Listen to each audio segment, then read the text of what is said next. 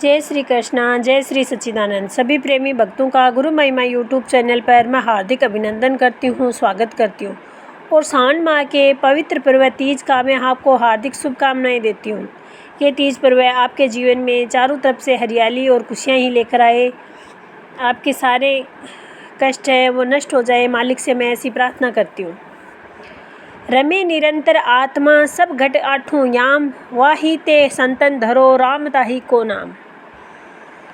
हमारे जो संत महात्मा हैं, हमारे जो सदगुरुदेव महाराज हैं, वो हमें उस नाम का सुमिरन कराते हैं जो हम सब के अंदर हर पल चलता रहता है, जिसका हमारी आत्मा है वो सुमिरन करे। राम उसको कहते हैं जो सबके हृदय में रमण करता है, जो सबके हृदय में निवास करता है। और तो 84 लाख योनियों का तो कोई मतलब ही नहीं है कि हम पहले माँ के रूप में इस दुनिया में आएंगे, फिर उसके विकास होगा और 84 लाख नहीं। हम अनेक योनियों से गुजरते हुए मनुष्य शरीर को प्राप्त करते हैं। और मनुष्य शरीर है वो पाने के बाद हम ये जान पाते हैं कि हमें संसार मात्र में किस लिए आए हैं। उस ज्ञान के जानने के लिए अपनी 84 लाख योनियों से मुक्ति के साधन है वो हमें मानव शरीर में ही मिलता है।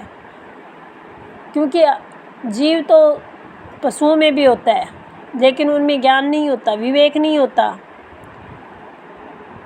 स्नेह होता है, ममता होती है उनमें भी,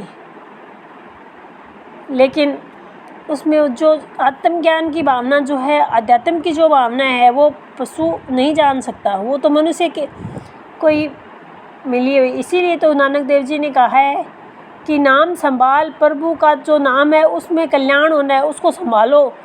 तुम्हारी असली कमाई वही है, संसार की असली कमाई नहीं। जो हम बैंक बैलेंस बनाते हैं, प्रॉपर्टी बनाते हैं, वो हमारी असली कमाई नहीं है। हमारी कमाई तो वो राम का सुमिरन है, उस नाम का सुमिरन है जो संतों ने हमें बताया, जो हमारे आत्मा का भोजन है।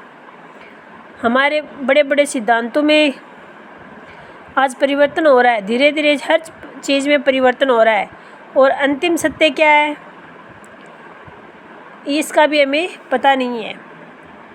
शास्त्रों में कहा गया है, तर्को प्रतिष्ठाम श्रुत्यो विभिन्ना नेको ऋषिचर्य वंच प्रमाणम धर्मस्य तवम निहितम गुहायाम महाजनो येन गतः स प्रंथा। धर्मराज युधिष्ठिर कहते हैं कि एक तर्क दूसरे तर्क से कट जाता है।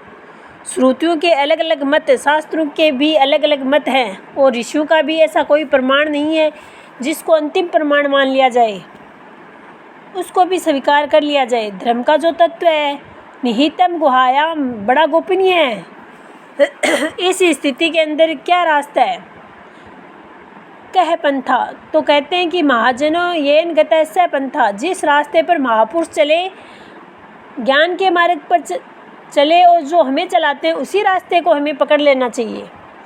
हम लोगों को जब भी मौका मिले हमें भजन अभ्यास करते हुए आगे बढ़ना है। हर पल हमें अपने सांसों का सुमिरन करना है, उसी सुमिरन में हम सबका कल्याण है।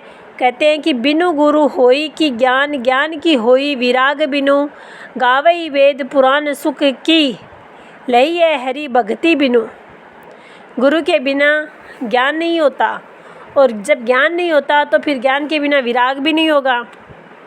तो फिर वेद पुराण है वो किसकी भक्ति के लिए बार बार गा रहे हैं? रामचरितमानस में कहा गया है, गुरु बिन भव निधि तरहि न कोई, जो विरंची शंकर समय होई। राम सिया राम जय जय राम, राम सिया राम जय जय राम।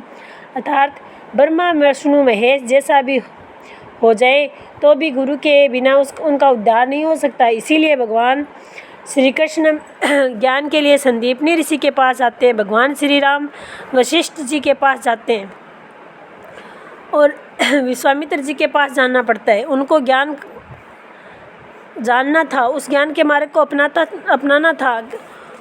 और गुरु जो तत्व नाम देते हैं, जो आत्मज्ञान हमें देते हैं, उसके अंदर अगर हमारी पूर्ण निष्ठा हो जाए पूर्ण श्रद्धा हो, सिर्फ उसी एक का स्मरण करें हम, तो कहते हैं कि हमें उस एक के द्वारा इतनी शक्ति हासिल कर सकते हैं जैसे अत्रि ऋषि की पत्नी ने की थी।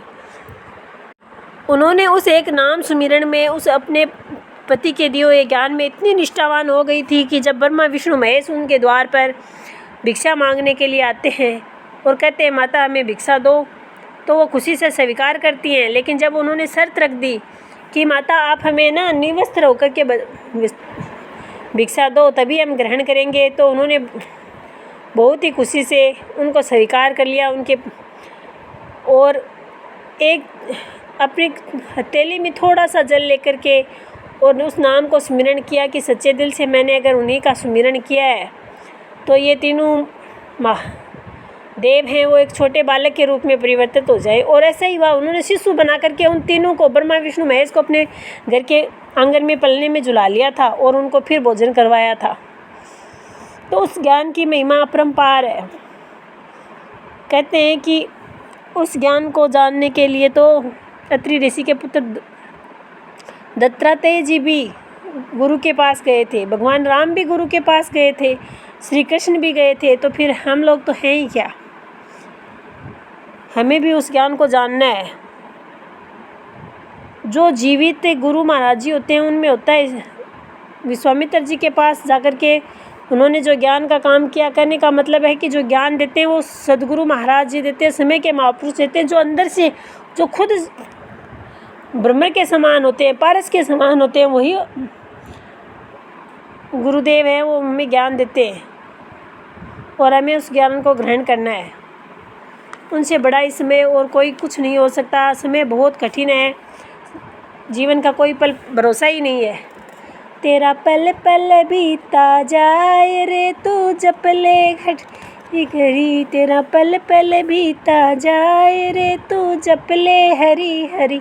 इसीलिए समय रहते अपने जीवन को, अपनी सांसों को व्यर्थ न गंवाएं। इन सांसों का बहुत अधिक महत्व है। ये सांसें ही हमारे जीवन का कल्याण करने वाली हैं। इस नाशवान शरीर की कोई महत्व नहीं है। हमें आत्मज्ञान को जानना है और उस आत्मज्ञान को जानने के बाद उसके प्रति निष्ठावान होना है। ऐसा नहीं कि हमने ज्ञान ले लिया पर उसके प्रति हमारी निष्ठा ही नहीं है,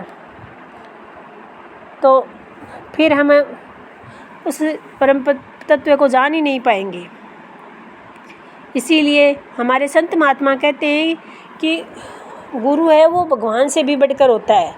गुरु है वो हमें दे सकता है जो भगवान हमें नहीं देते, और जो गुरु दे देता है वो भगवान भी हमें नहीं दे सकता। इसीलिए हमेशा अपने गुरु महाराज जी के चरणों में अपनी निष्ठा बनाए रखें, उनको निरंतर उनके दिए हुए ज्ञान को सुमिरन करें। हमेशा संतों का सानिध्य जहाँ भी मिले उसको ग्रहण करते हुए अपने जीवन को, अपने परिवार को और समाज को आगे बढ़ाएं। आज के इस कलिकाल के युग में, इस भाग दौड़ भरी तनाव भरी ज़िंदगी के मायने इतना अधिक हो गया है कि आध्यात्मिक ज्ञान है वो पीछे छूटता जा रहा है। पूजा पाठ मंदिरों में सिर्फ दिखावा और ढोंग रह गया है, वहाँ कुछ नहीं है। हमेशा निष्ठावान गुरु के प्रति होना है। और इसीलिए नानक देव जी ने कहा है, गुरु की मूरत मन में ध्याना, गुरु के शब्द मंत्र मन माना, गुरु के चरण हृदय ले धारो, गुरु पार ब्रह्मा सदा नमस्कारो, मत कोई भ्रमो भूलो संसारी, गुरु बिन कोई न उतरसी पारी। जब नानक देव जी भी ऐसे कह रहे हैं कि शास्त्रों में संतों का सबका एक ही मत है, तो फिर हम लोगों को भी मान लेना चाहिए कि कुछ तो ऐसा होगा, तभी तो वो बार बार हमें ऐसा कह रहे हैं ना।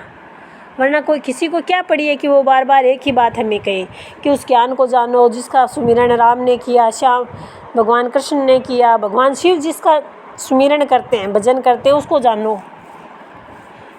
और उसको गुरु से कबीरदास जी ने कहा है, गुरु गोविंद दो खड़े काके लागू पाए, बलिहारी गुरु आपने गोविंद दियो लखाए, कबीरा गोविंद दियो लखाए।